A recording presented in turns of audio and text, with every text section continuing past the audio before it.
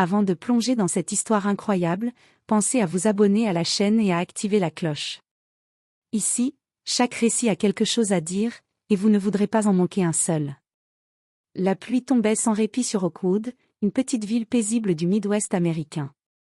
Les lampadaires reflétaient leur lumière tremblante sur les rues vides, tandis qu'un vent froid s'engouffrait dans les allées désertes. Dans une maison modeste mais chaleureuse, Linda Miller surveillait son fils de 3 ans, Ethan, qui jouait tranquillement sur le tapis du salon. Les blocs colorés étaient étalés autour de lui, ses petites mains les empilant avec une concentration étonnante pour son âge. À l'extérieur, la tension était palpable. 4 hommes armés, des criminels connus sous les surnoms terrifiants de Tony, Grizzly, Johnson, Marcus, le serpent, Lewis, Sam, Claude, Patterson et Vince, Brut, Harris, s'étaient introduits dans le quartier, à la recherche d'une cargaison volée. Chacun d'eux respirait la violence et la brutalité, convaincus qu'aucun obstacle humain ne pourrait les arrêter. Mais ils ne connaissaient pas Ethan. À 3 ans, il semblait un enfant comme les autres. Pourtant, dans ses yeux brillait une lucidité étrange, presque surnaturelle. Comme si, malgré son âge, il pouvait percevoir les intentions de ceux qui approchaient. Il observait par la fenêtre, immobile, silencieux, son petit visage figé dans une expression concentrée que Linda ne comprenait pas. Puis le chaos éclata. Les criminels tentèrent de forcer la porte voisine de l'entrepôt. Une explosion de bruit et de mouvements secoua la rue. Mais dans cette nuit sombre, quelque chose d'incroyable se produisit. Loin des yeux des adultes, Ethan bougea avec une précision glaciale. Un objet ici, un geste là, et un à un, les 4 hommes furent neutralisés, tombant au sol dans une scène à la fois terrifiante et mystérieuse. Quand la police arriva quelques minutes plus tard, ils trouvèrent les corps et un silence étrange dans la maison des Miller. Linda, tremblante, tenait son fils contre elle. Les officiers, incrédules, s'agenouillèrent et demandèrent « Ethan, comment as-tu fait ?» Le garçon leva les yeux, pointa du petit doigt vers le vieux rocking chair de son grand-père dans le salon et murmura calmement. « Là, il m'a montré. » Ce simple geste allait marquer le début d'une histoire que personne à Oakwood n'oublierait jamais. Car ce garçon de 3 ans n'était pas seulement curieux ou intelligent, il était le porteur d'un héritage mystérieux et dangereux, une force silencieuse capable de changer le destin de ceux qui osaient croiser son chemin. Le vent s'engouffrait par les fissures des fenêtres, apportant avec lui l'odeur de la pluie et de la terre mouillée. Dans la petite maison des Miller, Ethan continuait de jouer, parfaitement calme malgré l'agitation croissante dehors. Ses petites mains empilaient les blocs de bois, mais ses yeux, eux, étaient fixés sur la rue. Chaque mouvement, chaque silhouette qui s'approchait semblait s'imprimer dans son esprit comme une scène déjà vécue. Linda, sa mère, préparait le dîner dans la cuisine. Elle sentait une inquiétude sourde monter en elle. « Ethan, tu restes près de moi, d'accord ?» dit-elle en jetant un coup d'œil derrière son épaule. Le garçon hocha la tête, concentré sur ses blocs, mais ses yeux suivaient toujours la fenêtre. C'est alors qu'un bruit métallique retentit dans la ruelle, un moteur, des voix basses, des ricanements. Linda sentit son cœur se serrer. Elle n'avait aucune idée que 4 hommes dangereux, Tony, Grizzly, Johnson, Marcus, le serpent, Lewis, Sam, Claude, Patterson et Vince, Brut, Harris, s'étaient introduits à quelques mètres de leur maison. Des criminels aguerris, armés et sans pitié, qui pensaient ne rencontrer aucune résistance. Ethan, lui, se leva lentement. Il se dirigea vers le vieux rocking chair de son grand-père, là où il avait déjà posé ses blocs et ses figurines. Ses mains tremblaient légèrement, mais pas par peur, par anticipation. Comme si quelque chose en lui savait ce qu'il devait faire. Soudain, la porte d'un entrepôt voisin vola en éclats. Les hommes riaient, confiants, alors qu'ils pénétraient dans la rue. Mais Ethan n'était pas ordinaire. Il observa, silencieux, et ses gestes commencèrent à suivre un rythme étrange, une main qui pousse une chaise, un bloc qui tombe sur le sol avec précision, un simple jouet qui devient un instrument de défense. Dans la ruelle, Grizzly brandit son pistolet et dit « On se dépêche, les gars.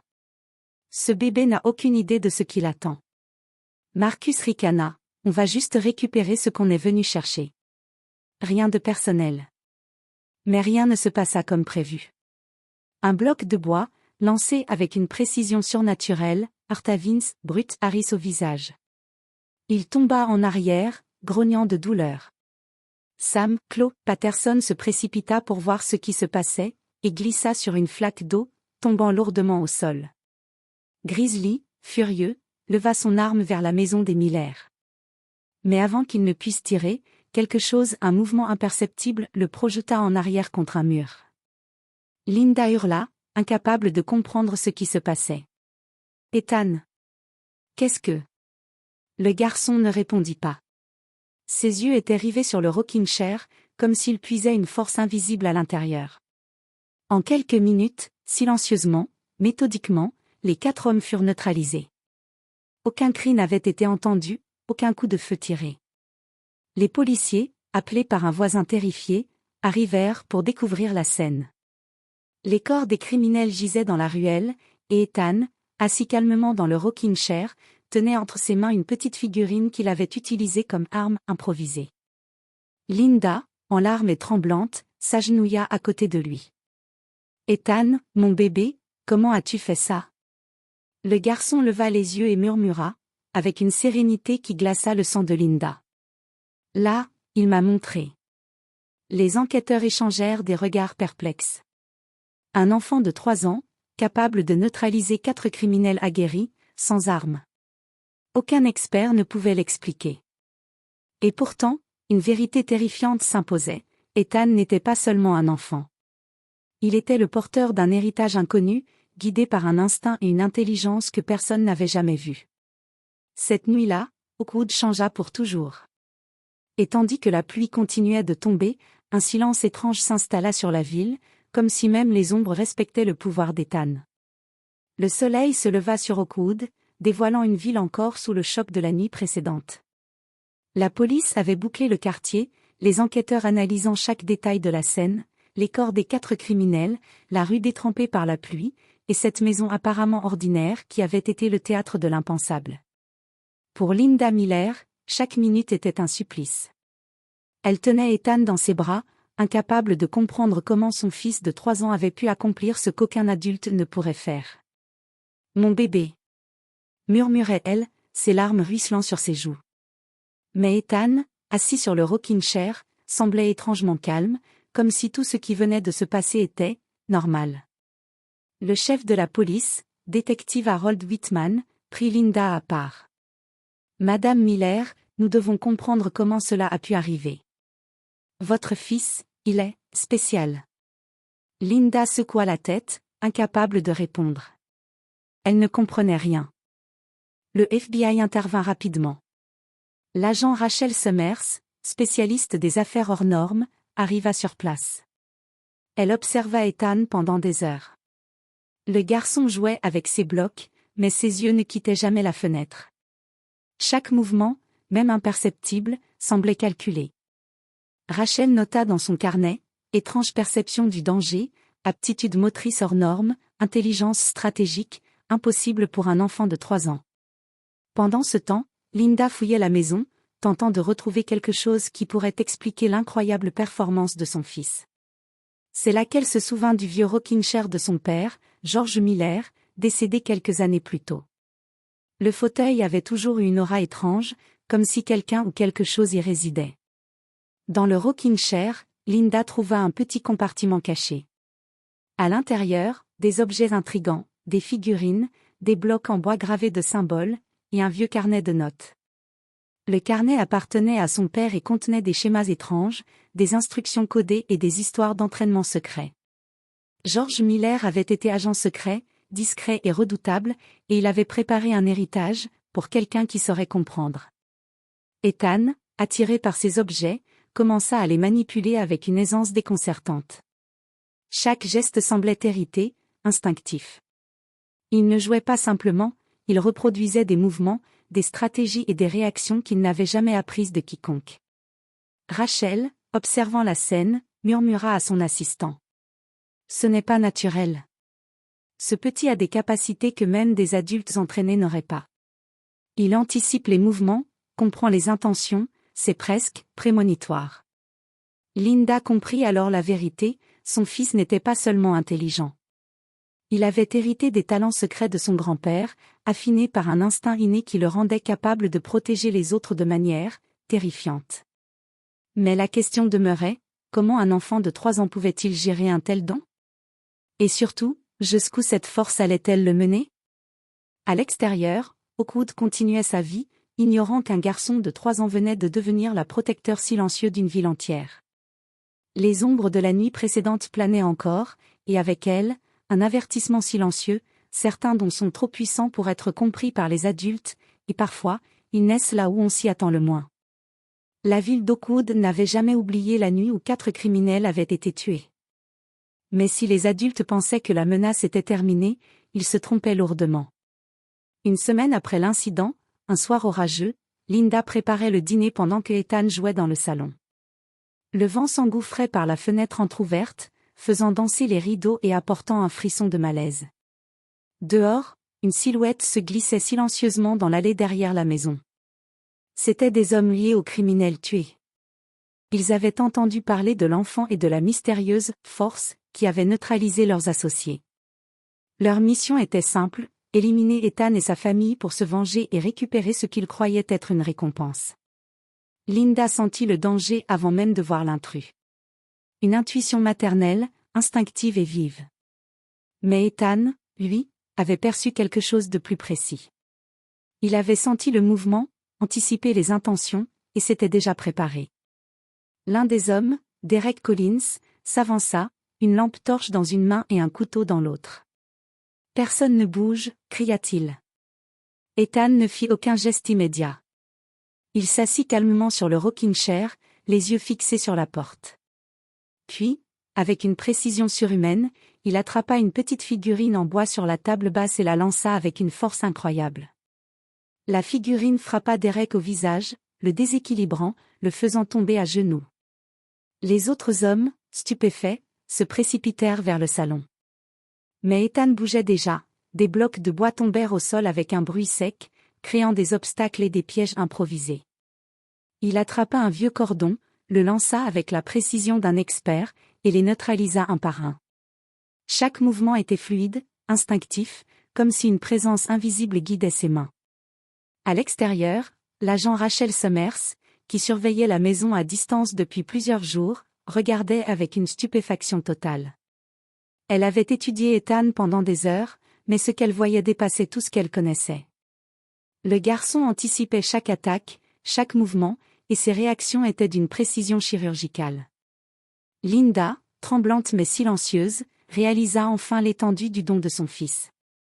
Ce n'était pas seulement une aptitude physique, Ethan comprenait le danger avant même qu'il n'existe. Il voyait la menace invisible, lisait les intentions, et agissait avec une rapidité que personne ne pouvait suivre. Quand tout fut terminé, les hommes gisaient au sol, inconscients mais vivants. Ethan s'assit sur le rocking chair, calme comme si rien ne s'était passé, et murmura. « C'est fini, maman. » Linda l'enlaça, incapable de retenir ses larmes. Elle savait maintenant que son fils n'était pas un simple enfant. Il était une force, un protecteur silencieux guidé par un héritage qu'elle venait à peine de comprendre. Mais Rachel savait que ce n'était que le début. L'histoire d'Ethan ne faisait que commencer. Et avec chaque danger qui apparaissait, le garçon de 3 ans devenait non seulement une énigme pour le monde, mais aussi un avertissement vivant. Certaines forces naissent là où on s'y attend le moins, et elles sont parfois imprévisibles et invincibles. Les jours suivant l'attaque des hommes de Derek Collins, Hawkwood ne parla plus que d'un nom, Ethan Miller, le garçon de 3 ans capable de neutraliser des criminels aguerris. Les journaux, les chaînes de télévision, et même les réseaux sociaux s'étaient emparés de l'histoire. Mais Linda savait que la célébrité apportait autant de danger que la peur. Chaque visite d'un journaliste, chaque coup de téléphone suspect faisait battre son cœur un peu plus vite. Elle comprit qu'il ne pouvait plus rester dans l'ombre. Mais Ethan, lui, continuait de jouer calmement avec ses blocs, comme si le monde extérieur n'existait pas. Son regard, pourtant, scrutait toujours l'horizon, prêt à anticiper la prochaine menace. Ce soir-là, un vent froid fit claquer les volets de la maison. Ethan sentit le danger avant qu'il n'existe réellement. Dans la ruelle, 2 hommes encapuchonnés approchaient, silencieux et déterminés. Mais cette fois, Linda ne paniqua pas. Elle avait compris une vérité essentielle, son fils n'était pas seulement capable de survivre, il était né pour protéger. Les hommes pénétrèrent dans le jardin. Ethan, assis dans son rocking chair, bougea avec une fluidité surnaturelle. Il attrapa une petite lampe de bureau et la fit tomber sur le sol. Les intrus glissèrent et tombèrent presque simultanément. Puis, utilisant des blocs et des cordons, il les neutralisa méthodiquement, sans un cri, sans un dommage permanent. Chaque geste semblait guidé par une force invisible, une logique que seule une intelligence supérieure pouvait orchestrer. Lorsque tout fut terminé, Ethan se tourna vers Linda. « Maman, ils ne me feront plus jamais peur. » Linda le serra contre elle, comprenant enfin que son fils avait dépassé tout ce qu'elle avait pu imaginer. Il n'était plus un simple enfant. Il était un gardien silencieux, une force capable de protéger les innocents, un héritier d'un secret que seul son grand-père avait laissé. Le lendemain, le FBI décida de ne pas révéler publiquement l'étendue des capacités d'Ethan. L'agent Rachel Summers déclara à Linda. « Ce garçon, ce que vous avez là, c'est un miracle dangereux. Nous ne pouvons pas le montrer au monde. Mais il a déjà sauvé des vies, et il continuera à le faire, tant que vous serez à ses côtés. » Linda comprit alors la responsabilité qui pesait sur leurs épaules. La ville d'Oakwood pourrait dormir tranquille, mais le prix à payer était le silence. Ethan continuerait de protéger, d'agir, mais dans l'ombre. Son pouvoir était trop grand pour être exposé, trop rare pour être compris par des adultes ordinaires. Et ainsi, la vie reprit son cours. Ethan continua de jouer, d'apprendre, et de grandir, mais chaque jour, chaque mouvement, chaque geste portait l'héritage secret de son grand-père. Et dans les yeux de ce garçon de 3 ans, il y avait la certitude que le monde était désormais entre de bonnes mains, silencieuses, invisibles, mais invincibles. La légende du garçon de 3 ans qui avait tué 4 criminels resta à jamais dans les mémoires d'Oakwood. Mais pour ceux qui savaient la vérité, il n'était pas seulement une histoire incroyable, il était la preuve que certaines forces naissent là où on s'y attend le moins, et qu'elles peuvent changer le monde, sans un mot, sans un cri, et toujours avec justice.